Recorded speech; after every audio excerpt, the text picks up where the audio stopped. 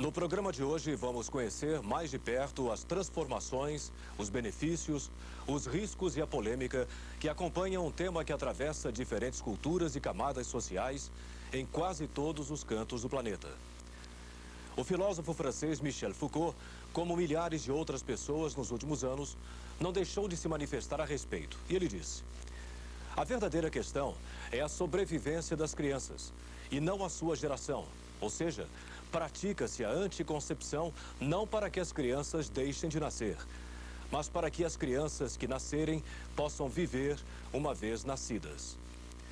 O Medicina Brasil de hoje vai falar sobre planejamento familiar.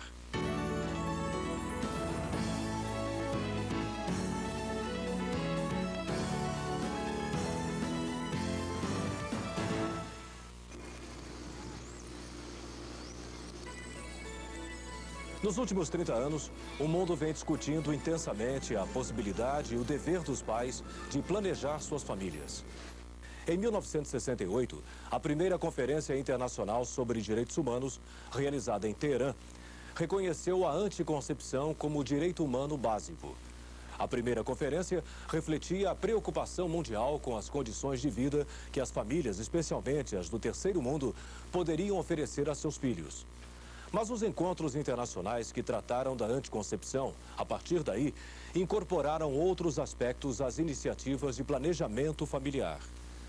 Tentando acompanhar as mudanças do comportamento sexual da humanidade, as conferências seguintes consideraram a anticoncepção como ação básica de saúde pública.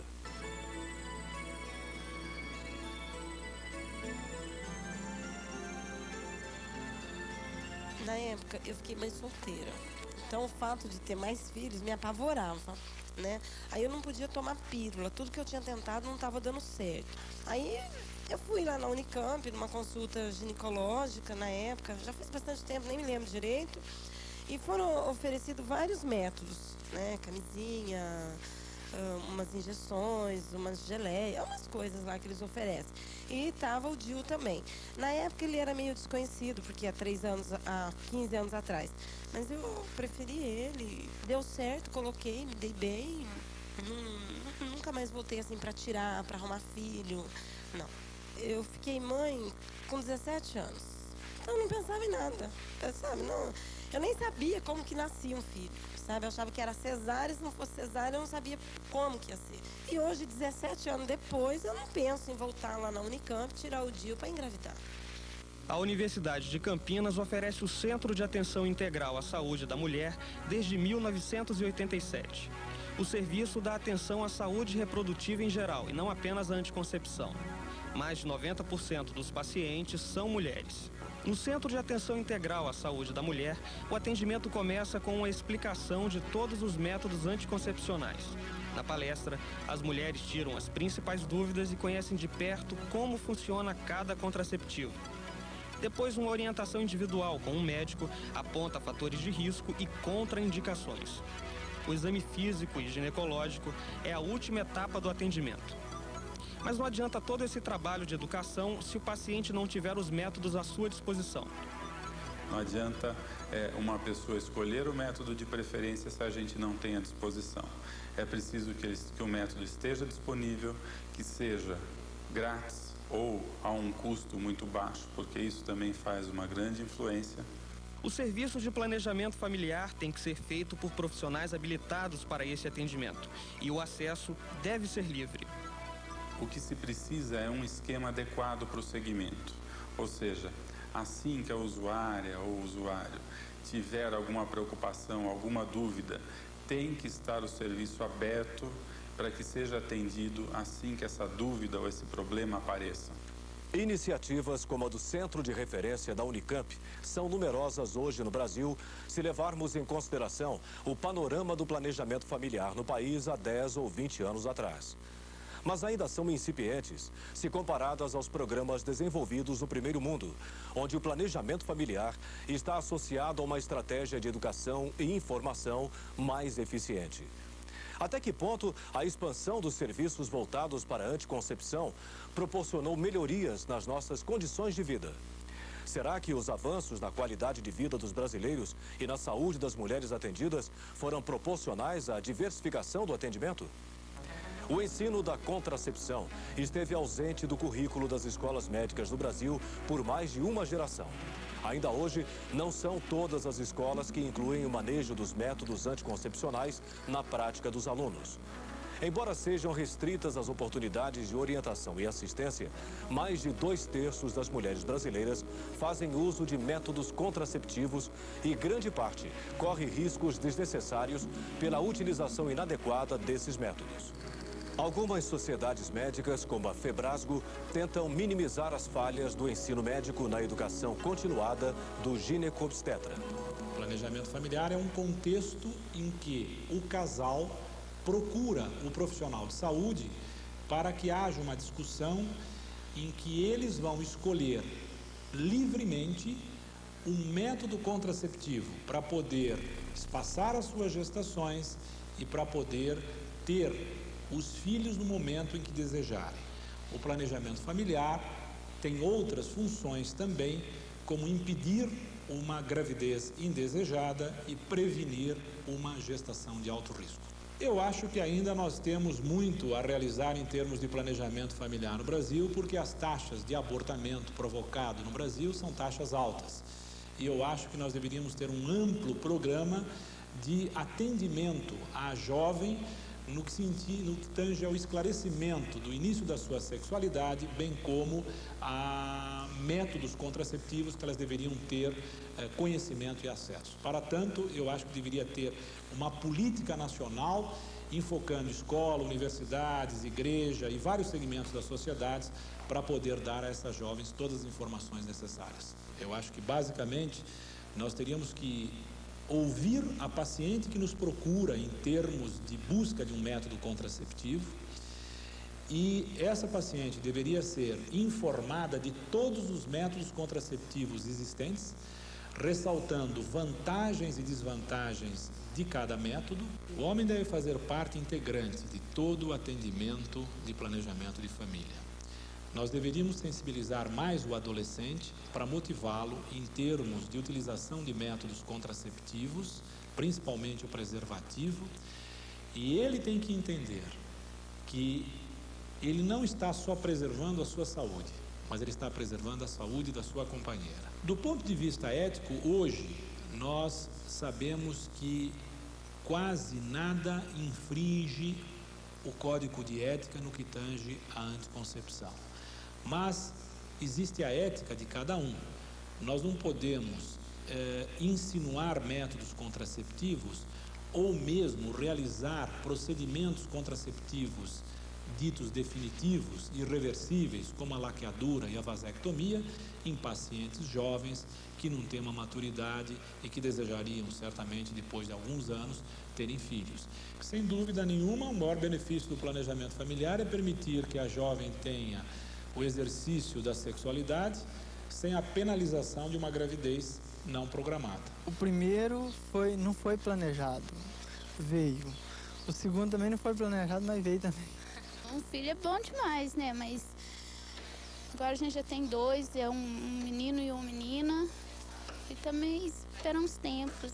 Tá todos 2 novos ainda, quem sabe mais na frente, né? E se a gente ter mais filhos, a gente não vai ter condições.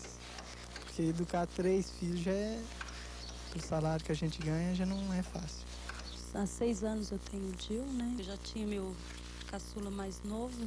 Tinha 7 meses, me interessei para não ficar pondo o filho um atrás do outro, né? Participei da palestra na Unicamp. Minha resposta foi bom o atendimento. Atualmente, a maioria das sociedades reconhece a dissociação entre sexo e reprodução. De certa maneira, quanto mais complexa a sociedade, mais visível é essa dissociação. Quanto maior o grau de conhecimento que cada indivíduo tem da sua natureza, dos seus objetivos de vida e dos métodos anticoncepcionais disponíveis, maiores serão as chances de uma escolha acertada quanto ao planejamento da sua família, um direito garantido pela Constituição. Para garantir o exercício deste direito, é dever do Estado fornecer à população recursos educativos e científicos. Em 1984, foi criado o Programa de Assistência Integral à Mulher.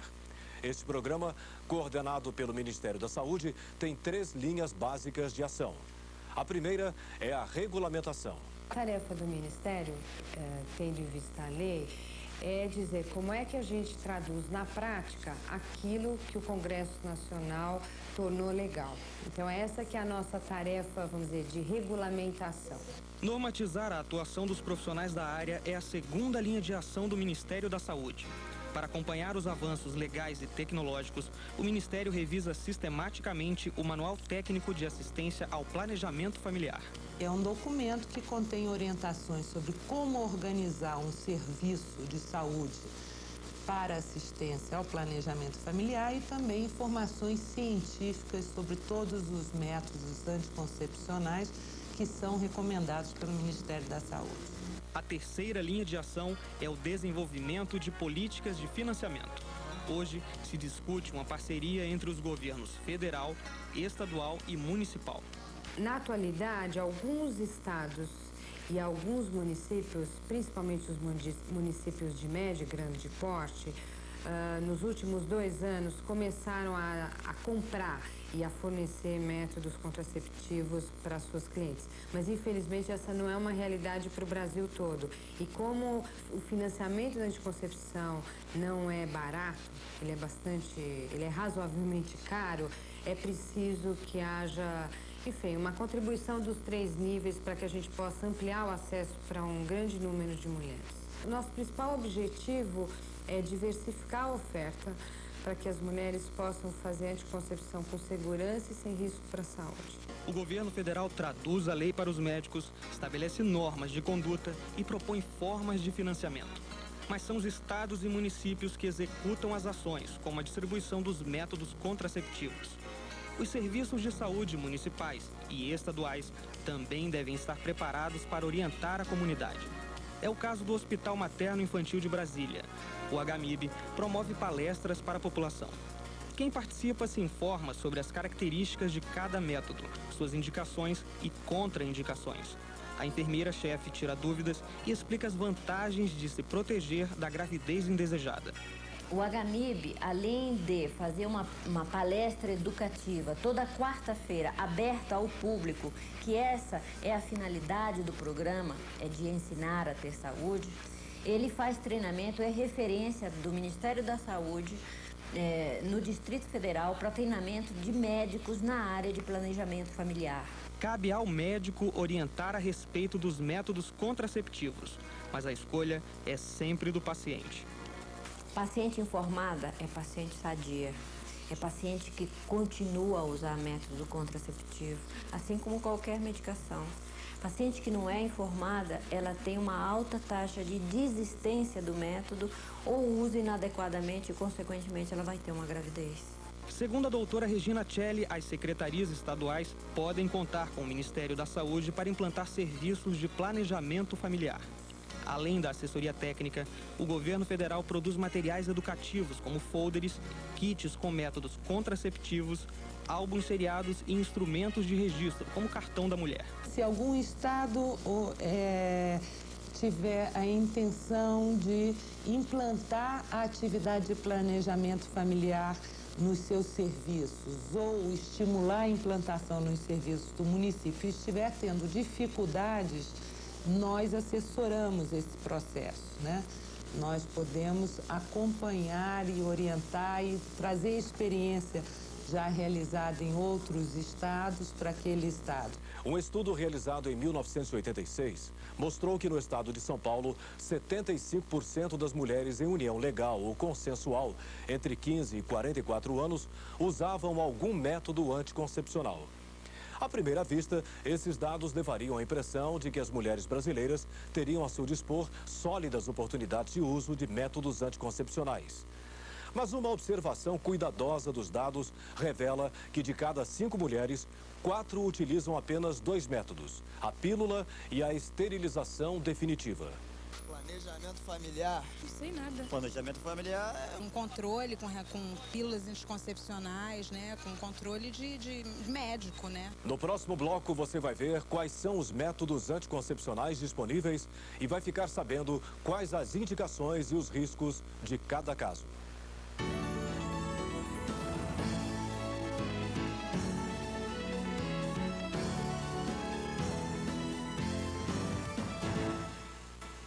O planejamento familiar promoveu profundas transformações na sociedade, na relação dos casais e no papel da mulher na vida social e na família.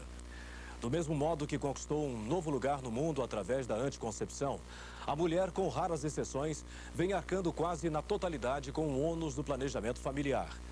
Quase todas as iniciativas contraceptivas dependem de intervenções nos seus corpos. Mas como anda a saúde das mulheres que se utilizam dos métodos anticoncepcionais no Brasil? Qual o papel dos médicos na orientação e assistência das mulheres que planejam a maternidade? No Brasil, ultimamente, nos últimos anos, tem tido uma melhora acentuada na qualidade da assistência prestada às mulheres que desejam fazer anticoncepção. Mas ainda há muito que ser feito, né? Principalmente no sentido de oferecer todos os métodos de anticoncepção, que hoje praticamente as mulheres ficam restritas à laqueadura tubária e ao uso da pílula anticoncepcional. E principalmente a qualidade da assistência no sentido de prestar informações às mulheres. Planejamento familiar é assistência médica, mas principalmente educação em saúde. Então, o que o governo precisa fazer, o que o Ministério da Saúde precisa fazer, é estabelecer uma política clara de planejamento familiar, principalmente na parte educativa. As mulheres têm que saber, têm que tomar conhecimento dos métodos que são disponíveis, das suas consequências, dos seus efeitos colaterais e principalmente dos seus benefícios. É uma mulher, uma população educada do ponto de vista de saúde, de planejamento familiar, com certeza fará um planejamento familiar muito mais saudável, com muito melhor qualidade.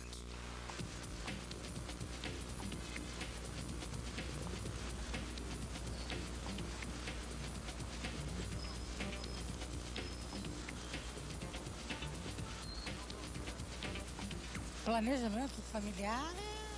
Planejamento familiar. Olha, o que eu sei é que o planejamento familiar fica a cargo da própria família, não é uma coisa imposta pelo governo, nem imposta pela igreja, e é uma paternidade responsável. O que eu sei? Não sei nada. Como assim? Planejamento familiar é você ter uma boa conduta, bom princípio. Um controle com pílulas anticoncepcionais, né? Com controle de médico, né? Isso é o que eu sei sobre planejamento familiar. Os que eu conheço, DIU, camisinha, anticoncepcional, diafragma. É só a pílula anticoncepcional. É o único método que eu fiz uso. Eu prefiro a pílula anticoncepcional. Não, usando a camisinha. Somente. Comprimidos, camisinha. Tem também uma injeção que a pessoa toma todo mês também. São esses métodos. A melhor de todas que eu considero é a camisinha.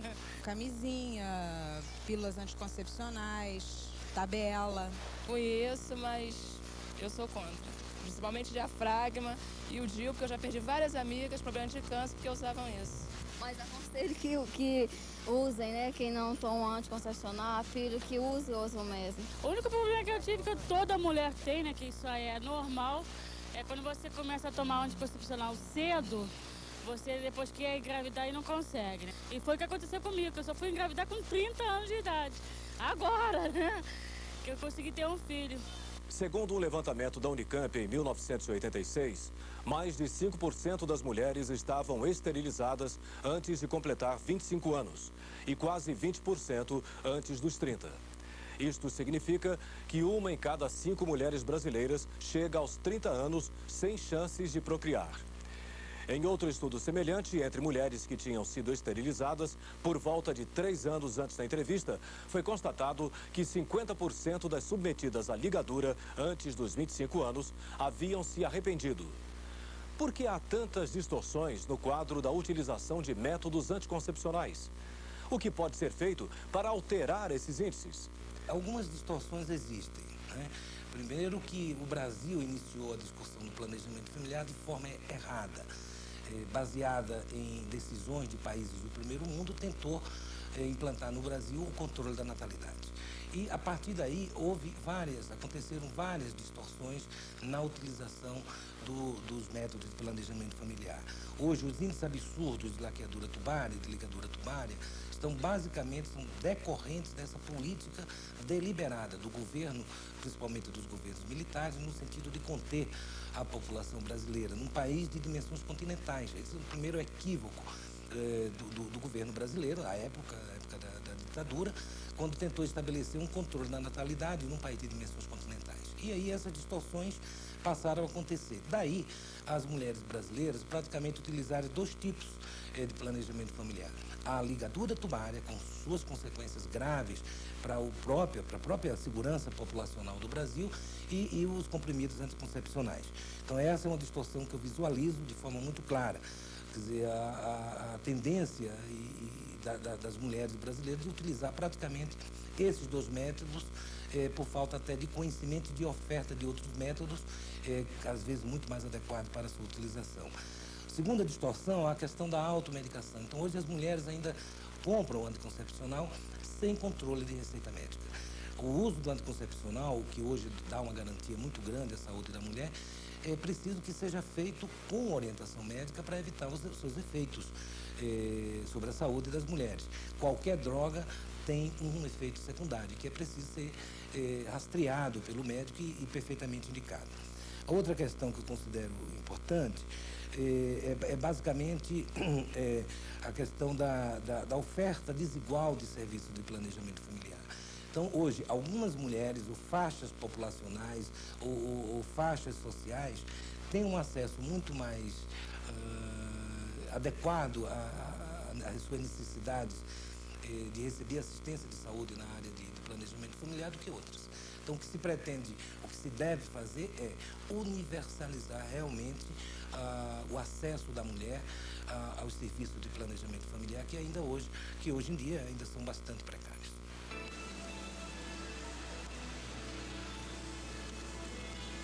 Tenho 2 filhos. Tenho 2, um de 18 e ela de 7. Um casal é o suficiente, né? Na atual conjuntura, um casal já é muita coisa, você imagina ter 5, 6, 8, aí complica mais a vida.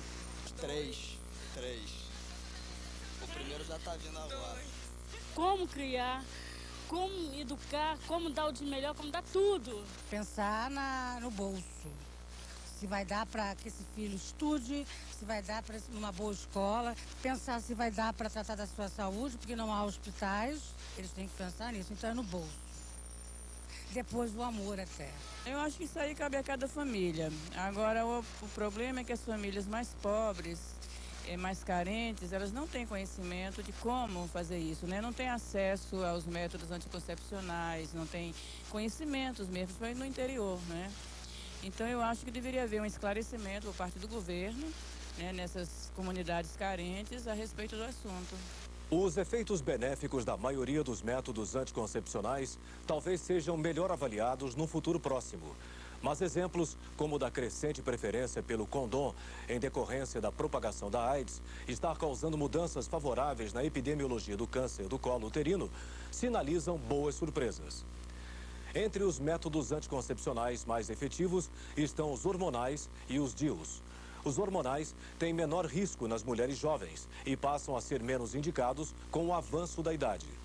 Entre os fatores de risco estão o fumo, a hipertensão arterial, a obesidade e históricos de doenças cardiovasculares e hepáticas.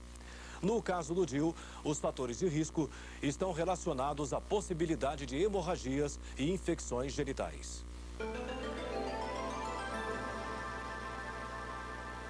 O condom masculino, que seria o principal e o mais usado deles, né, é um método que praticamente não tem nenhuma contraindicação, é um método que pode ser usado por todo mundo. Então é preciso que o médico ou quem esteja orientando, o profissional de saúde, diga como se usa o condom masculino, como se coloca o condom masculino, como se guarda o condom masculino, que não seja guardado em locais muito quentes, que possa estragar o látex. Esse tipo de orientação é muito importante para colocar o condom antes do contato com a vulva ou com a vagina, como retirar, como descartar, porque isso é o que vai dar a verdadeira proteção contra as doenças sexualmente transmissíveis e uma melhor eficácia contraceptiva. Existe uma variação bastante grande que pode ser uma taxa de falha desde 2% a 3%, ou seja, de cada 100 casais usando durante um ano, 2 a 3 ficam grávidos ao longo desse ano, até taxas de falha que podem ir de 10% até 14%. A camisinha feminina, sem dúvida, tem sido um dos grandes avanços, né, na anticoncepção, porque permite à mulher que ela tenha o poder de decisão. É possível que, se usar um método de barreira para a prevenção das doenças sexualmente transmissíveis e, junto com isso, um método de alta eficácia contraceptiva para dar uma maior segurança em termos de anticoncepção. Dentre os métodos de barreira, a gente pode lembrar do diafragma, né, que também provoca uma barreira física, não deixando o espermatozoide entrar em contato com o trato genital feminino superior e o óvulo, né, prevenindo assim a gravidez. Em geral, a gente orienta o uso do diafragma com espermicida, colocado até 2 horas antes e retirado 6 horas depois da relação. Os fatores de risco ou a contraindicação para o uso seria algum tipo de alergia ao látex, alguma deformidade na anatomia que impeça a correta localização do diafragma, por exemplo, as distopias de grau 3, né? Alguma má formação do trato genital feminino, né? As infecções urinárias de repetição. Então, também sempre é adequado orientar a mulher usuária do diafragma que, enquanto estiver com o diafragma, sempre urinar com frequência, não deixar a bexiga ficar muito cheia. E, quando o uso é com espermicida, né, dependendo do espermicida, sempre colocar antes da relação. E nisso, os espermicidas, em geral, a gente orienta o uso associado a um outro método de barreira, porque ainda a eficácia dos espermicidas usados sozinhos ela é baixa, gira em torno de 8% a 10% de falha, ou seja, é uma falha alta, né, para um método contraceptivo. Então, em geral, a gente orienta associado a outro método de barreira. As contraindicações seriam justamente a alergia ao tipo de espermicida. Apesar de ser muito usado, a pílula ainda não é usada corretamente por muitas mulheres. Então é importante para o médico tomar um tempo para orientar como usar corretamente. É muito importante, para manter a eficácia, respeitar o intervalo de 7 dias entre uma cartela e outra. Ele é principalmente um mecanismo de inibição da ovulação, agindo no eixo hipotálamo, hipófise e ovário, bloqueando a ovulação, além de ter também um componente de alterar o muco cervical, né, e assim aumentando as taxas de eficácia da pílula. Principalmente nos primeiros meses, nos 3 primeiros meses, é comum a ocorrência de cefaleia, às vezes enjoo, um pouco de náusea. Isso pode ser melhorado com o uso da pílula ou na hora de dormir ou depois das refeições, mas em geral são efeitos colaterais suportáveis e transitórios. A taxa de falha na população brasileira gira em torno dos 5% a 8%. E isso é um dado muito importante. Os principais fatores de risco seriam aqueles que poderiam levar ao aumento de doenças cardiovasculares, como, por exemplo, onde possam aumentar o risco de trombose, tumores que sejam hormônio dependentes, como câncer de mama, de endométrio, por exemplo, interação medicamentosa que possa diminuir a eficácia da pílula. E nesse, o que a gente tem que citar como mais importante é o uso de antibióticos, especificamente a rifampicina e a glicelfulvina, o uso de anticonvulsivantes, no caso todos, com exceção do ácido valproico,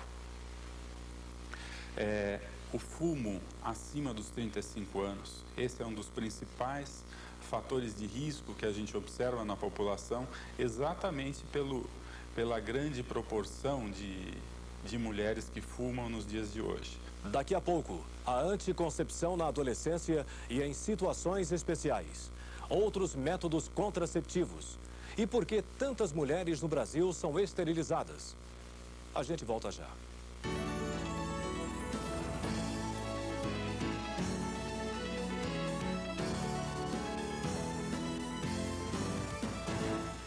base do planejamento familiar é o direito dos pais de decidir sobre suas próprias vidas. Por mais que essa conquista tenha implicações no social, seja regulada por leis e orientada e conduzida pelo corpo médico, atende essencialmente à consciência e à liberdade dos pais. A anticoncepção, no entanto, não se resume ao planejamento familiar.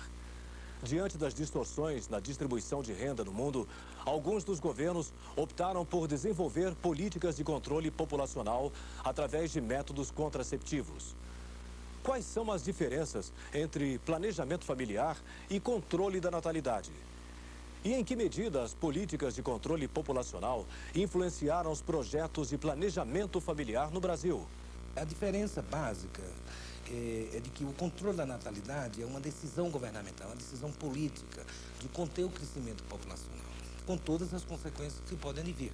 Se nós pudermos dar um exemplo mais claro do que representa o controle da natalidade, é a China, né? Onde basicamente as mulheres, os casais só podem ter um filho, né? Por uma decisão política de governo. Então, essa é a principal diferença, é que há uma compulsoriedade no uso de métodos de planejamento familiar, que é muito diferente do planejamento familiar, onde é uma decisão voluntária, esclarecida, informada da mulher ou do casal, no sentido de controlar a sua família. Então, hoje no Brasil, o reflexo de um controle da natalidade tentado durante o governo militar, né, ditado por nações desenvolvidas ou ditas desenvolvidas, trouxe um grande prejuízo à sociedade brasileira. Quer dizer, o discurso que se tinha na época era para diminuir a pobreza, tirar as crianças da rua. E hoje o que é que acontece? Continua uma pobreza maior e mais crianças na rua. Porque não é com controle da natalidade, nem com planejamento familiar que se resolvem problemas sociais.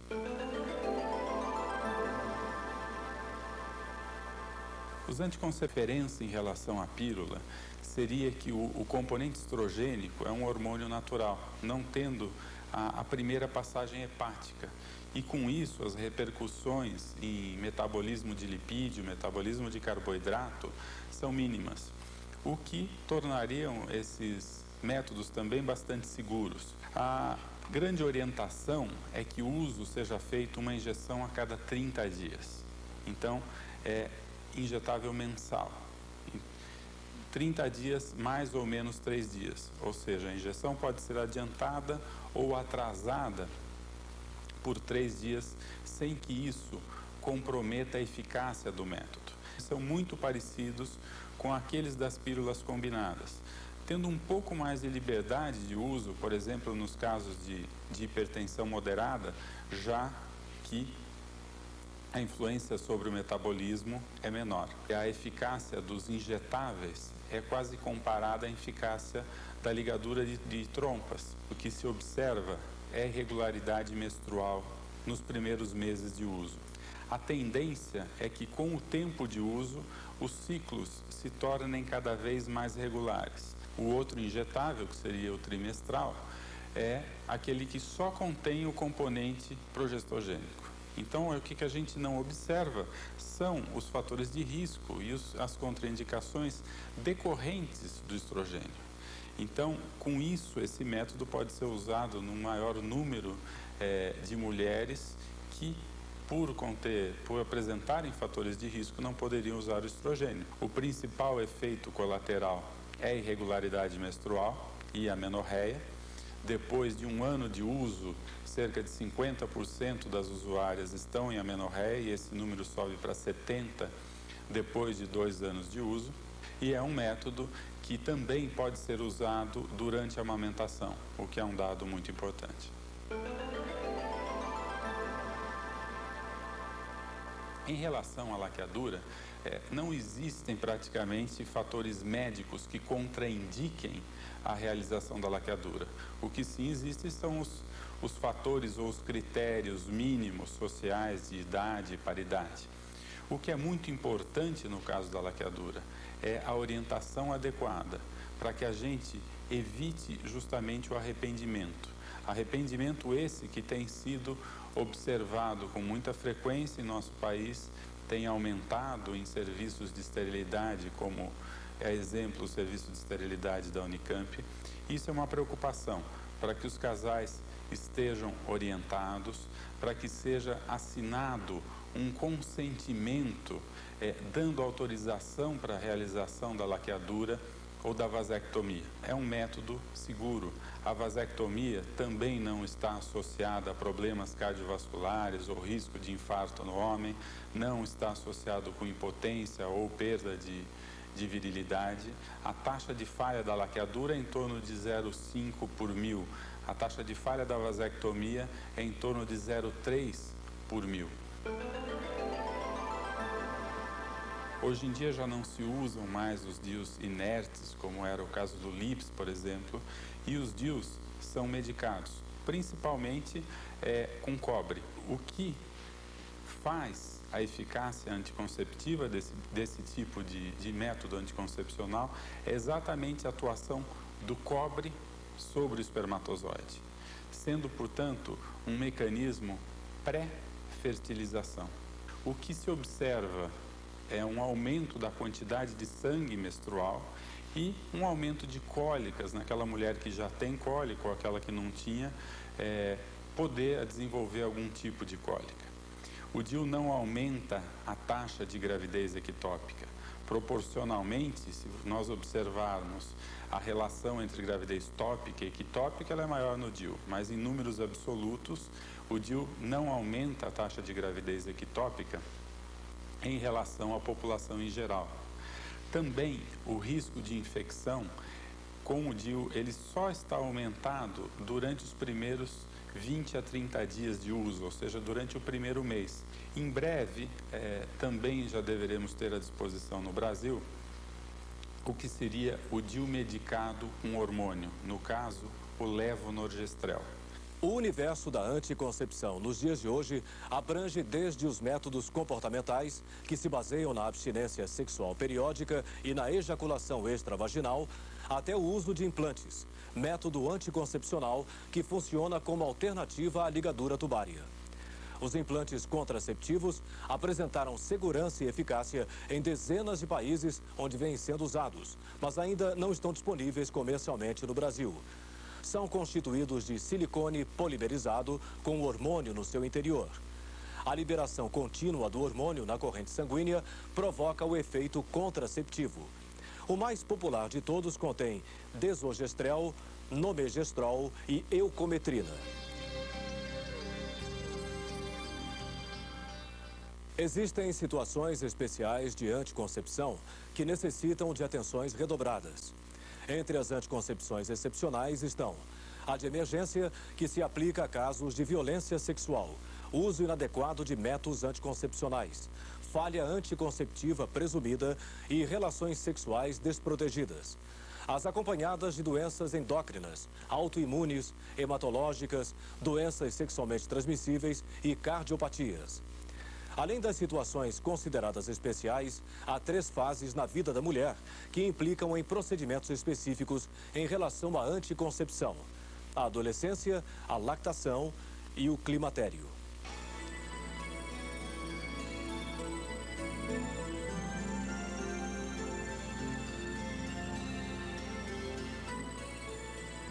Número significativo de adolescentes que nos procuram tardiamente, com 9, 11 meses depois de ter iniciado a atividade sexual.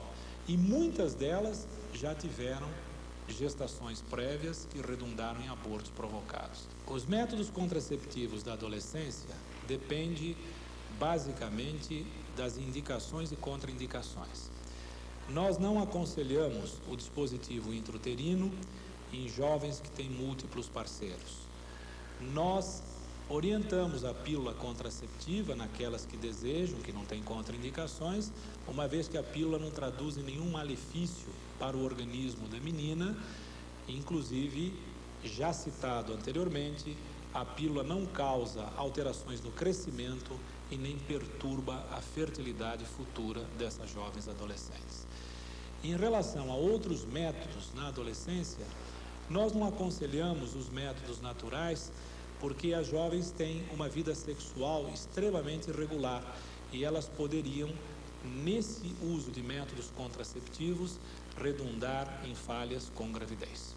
Tal qual a adolescência, que é uma fase, de um rito de passagem para a vida adulta, o climatério também nos traz mulheres muito negligentes em relação às práticas contraceptivas e não raro nessa fase de saúde da mulher, da vivência feminina, que acontecem muitas gravidezes indesejadas, onde encontramos alta incidência de abortamentos, né? Exatamente por essa situação de que as mulheres fazem muito mal à anticoncepção e nós, médicos, também talvez estejamos indicando muito mal a anticoncepção nessa fase, né? Então, lembrar, é norma nacional, norma internacional, que mesmo depois da redução, da interrupção da menstruação, ou seja, da ocorrência da menopausa propriamente dita, há uma necessidade de que mantenhamos qualquer método contraceptivo, né, por 2 anos. O método do aleitamento, ele é, sem dúvida, um método eficaz. Mas ele está restrito àquela situação onde o bebê tem exclusividade de alimentação no leito, no seio materno. Então, eu acho que isso é uma coisa importante.